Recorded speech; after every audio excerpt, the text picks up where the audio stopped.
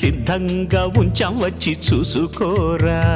Coffee పలహారాలవి కానిస్తారా లేక అర్జెంటుగా అమ్మాయినే చూసేస్తారా?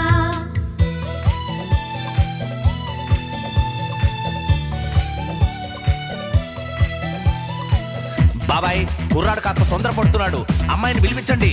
వధువు వస్తున్నది.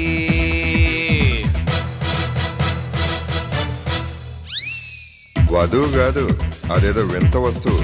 బాబాయ్ నీ ఫేస్ అలా సైడ్కి పెట్టి అమ్మాయిని తీసుకురండి. వధువు వస్తున్నది.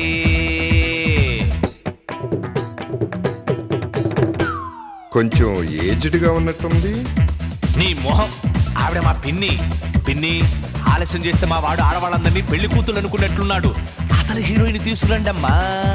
వధువు వస్తున్నది.